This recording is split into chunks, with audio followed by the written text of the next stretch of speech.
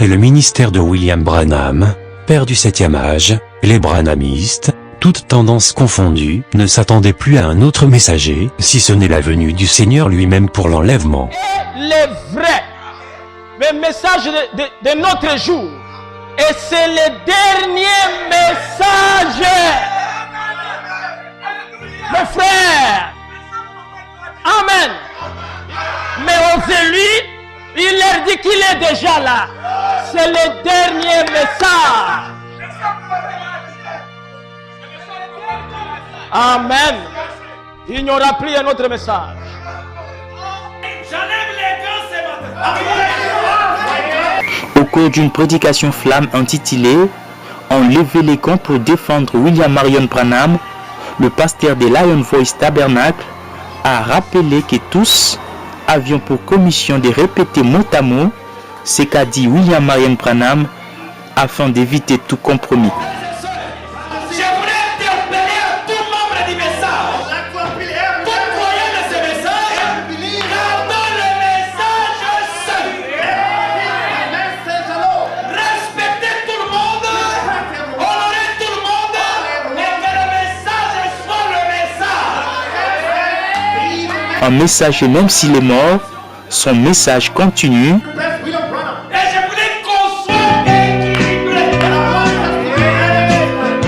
Pour Roger Massanka, pas la moindre confusion possible, tout est clair, celui qui vient après le messager, c'est bien le Messie, car l'Esprit a parlé une fois et ne parlera plus jamais.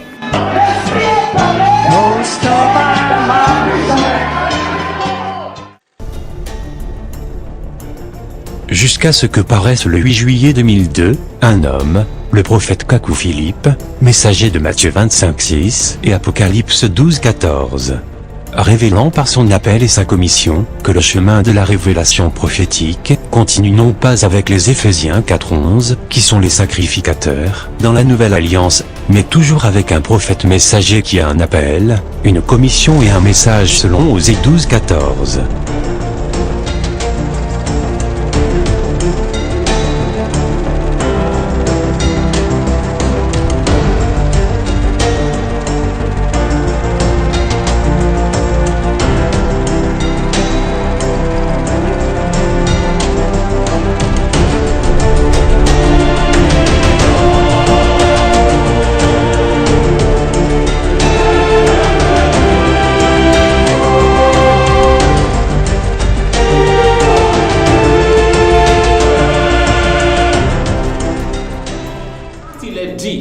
Il y a 7 âges et 7 messagers. Ces messagers sont des messagers célestes. Je prends l'exemple de l'âge des Sardes, l'âge de Martin Luther. L'âge des Sardes a duré 230 ans. Donc il y a un ange qui est sorti de la présence de Dieu. Et cet ange a influencé des personnes sur la terre. Dans le livre d'Esther, il est parlé des princes qui voient continuellement la face du roi et des eunuques qui voient aussi la face de la reine. Sur la terre, ce sont des eunuques. Mais devant la face de Dieu, ce sont des princes, des messagers célestes, des anges célestes. Et au cours de l'âge de Sardes, un ange est sorti de la présence de Dieu. Et cet ange a suscité Martin Luther. Cet ange a suscité Jean Calvin. Et Jean Calvin avait son message qui est la double prédestination. Ulrich Zwingli a prêché. Ainsi de suite, il y a eu plusieurs messagers terrestres, mais un seul ange. Je peux vous prendre l'exemple de Thyatire qui a duré 914 ans. Un âge qui a duré 914 ans. Au cours de ces 914 ans, c'est un seul ange céleste qui est sorti de la présence de Dieu, mais qui a utilisé beaucoup de messagers sur la terre au cours de ces 914 ans. Vous voyez? Donc, pour l'âge dans lequel nous sommes, l'âge de Laodicée, l'âge de Laodicée est divisé en 4 veilles. Mais il y a un esprit qui est l'esprit d'Élie qui est sorti de la présence de Dieu. Ce sont ces messagers que vous comptez.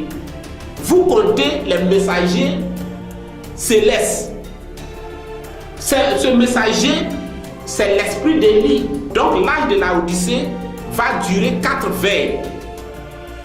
La première veille, c'est le temps du soir. Et l'ange céleste va susciter un messager. Ensuite vient la deuxième veille qui est minuit. Et ce même ange céleste va susciter un autre messager. Ensuite vient le chant du coq. Et après cela, le matin. Ce sont des messagers différents sur la terre. Ce sont des eunuques différents sur la terre, mais le même ange céleste. Vous voyez, quand vous parlez de 7 âges, il y a 7 âges. Quand vous parlez de 7 messagers, il y a 7 messagers. Mais ce sont des messagers célestes. Mais combien de personnes chaque messager céleste va susciter sur la terre, c'est Dieu seul qui le sait. C'est alors dans cet ordre que plusieurs tendances branhamistes commencent à établir des prophètes sur eux, dont Joseph Branham, élu récemment pasteur du Branham Tabernacle, devenant ainsi prophète en remplacement de son père.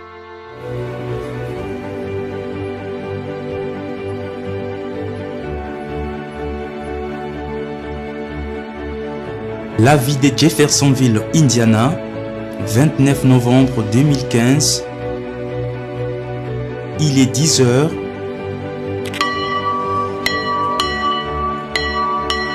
Joseph Branham, 60 ans d'âge, vient d'être élu à la majorité absolue pasteur du Branham Tabernacle. Et aussi, plusieurs autres voix s'élèvent du milieu des branhamistes, se réclamant être le prophète qui doit venir après Branham. À l'exemple du théologien William Soto Santiago, de Porto Rico, Donald Parnell, aux États-Unis, le pasteur Baruti de la RDC, en Afrique.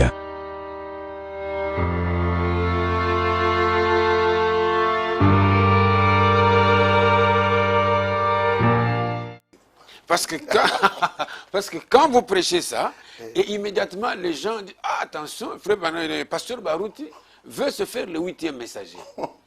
Donc carrément, il est le 8e messager. Vous avez un message ou vous êtes derrière Branham? Non, non, je n'ai pas de message. Mais comment vous êtes le 8e messager sans message? Je suis un auxiliaire. L'auxiliaire n'a pas de message. Mais vous avez esquivé ma question, pasteur. Vous êtes le 8e messager. Non, je ne suis pas le 8e messager. Je n'ai pas de message. Vous n'avez pas de message. Donc le pasteur Baruch n'est pas le 8e messager. Pas du tout. Vous êtes dans le message de Frère Branham. Oui. Vous n'êtes qu'un auxiliaire. Un auxiliaire. Alors parmi les auxiliaires, Et je suis aussi dans Ephésiens 4. Oui. parmi les auxiliaires, vous pouvez avoir quelle position? Je ne sais pas. S'il y a 10 auxiliaires, le pasteur Baruch se place à quel niveau? Je ne sais pas. je veux dire quelque chose. Hein. Oui, oui. C'est plus dur. Ok. On y va. Nous voulons que les téléspectateurs soient informés aujourd'hui. Frère Branham va annoncer la fin de sa vie. Ok. N'est-ce pas? Oui. Il va annoncer la fin de sa vie comme Paul l'avait annoncé. Et il dit, ça pourrait être la fin de ma route. C'est se ranger de côté Jésus, par exemple, paragraphe 61. Donc, il montre qu'il est à la fin. Ça pourrait être la venue du Seigneur.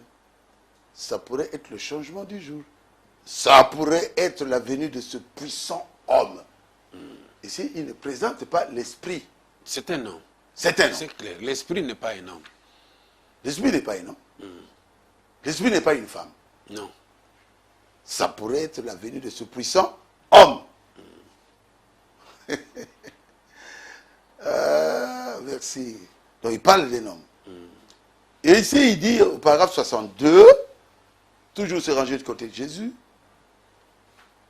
il dit, c'est soit la fin de ma route pour permettre à cet autre, il avait déjà dit là-bas, homme, d'entrer en scène. Là, il ne parle pas de plusieurs. Non, il parle maintenant d'un homme. Je lui ai frayé le chemin. Il ne parle plus de peut-être. Je lui ai frayé le chemin pour qu'il prenne la relève.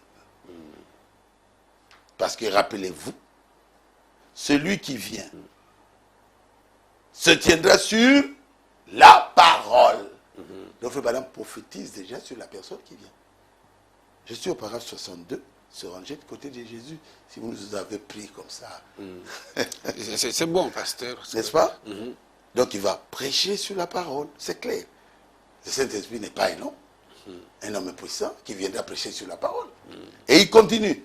Il viendra faire quoi? Restaurer la foi des enfants au Père. C'est qu'il continue Le travail. le travail. Parce que Josué a continué le travail. Parce que Moïse n'avait pas terminé. Jésus n'est pas encore revenu. Le frère Branham, Dieu lui a dit, comme Jean-Baptiste a préparé ma première venue, n'est-ce pas? Oui. Ton message, ça, ton message préparera ma seconde venue. Donc le message va préparer, le message sort dans la rue. Jésus va revenir.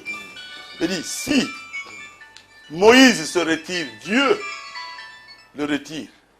Dieu a quelqu'un d'autre qui continue le travail de Moïse. Son nom était, aidez-moi, Josué. c'était simple. Son nom était Josué. Oh, c'était un esprit. Bon, c'est bien.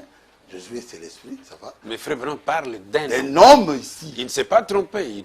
Ça pourrait être la fin de ma route, ça pourrait être la venue du Seigneur, ça pourrait être le changement du jour, ça pourrait être la venue de ce puissant homme. 61, se ranger du côté de Jésus.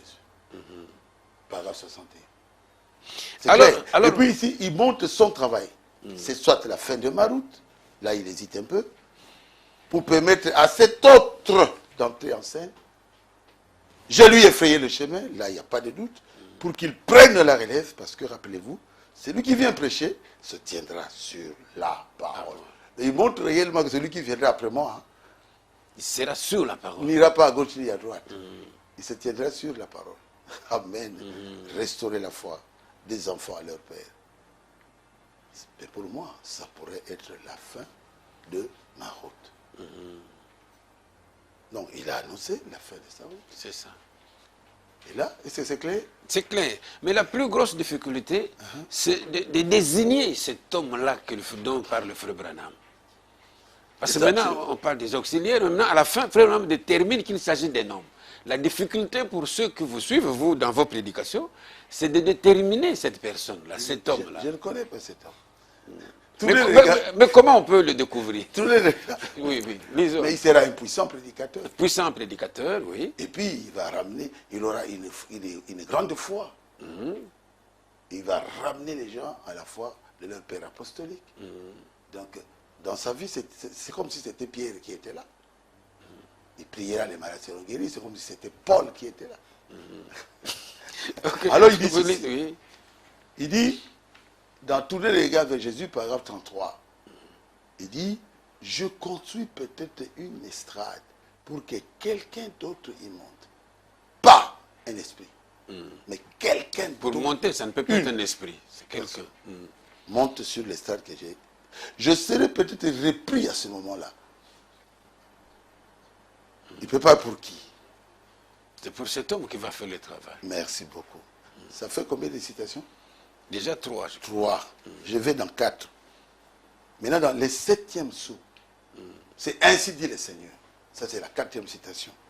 Il dit, au paragraphe 326, il se peut que ce soit le moment, il se peut que ce soit maintenant, l'heure où cette personne remarquable dont nous attendons l'entrée en scène pourrait bien entrer en scène. Tu as une question? Oui, mais cette personne doit entrer en scène. C'est-à-dire que la personne restera dans la parole telle que prêchée par et il sera remarquable. Je dis, quand cette personne entre en scène, tout le monde peut voir qu'en tout cas ça, c'est la personne. Ça sort de l'ordinaire. Oui. En effet, il aurait reçu son mandat du pasteur démissionnaire du Branham Tabernacle, Willard Collins. J'étais à Jeffersonville. Ngai Nazalaki na Jeffersonville. Frère Collins m'appelle. Ndeko Mobali Collins a Bengingai. Est-ce que le pasteur Barouti du Congo est ici? Abi, est-ce que mon Kengeli Barouti à Congo a sali Aou? Lève-toi, Téléma. Je me suis levé. Na Télémi. Ma main sur la Bible, je vous dis la vérité. Natia le voit la Bible na kotan sabino tenazo le bino sol. Il dit c'est lui. Alobi Ezali. Écoutez bien. C'est lui qui devait être le pasteur de Branham Tabernacle. Yende asengela ki kozala mokengeli ya Branham Tabernacle. Collins, celui qui était là avec Neville. Yende azalaka elongona Neville. Comment vous allez enlever ça? Ndenge nini okolongola yango? Cette personne remarquable serait-elle un Éphésiens 4:11, comme le disent les branhamistes?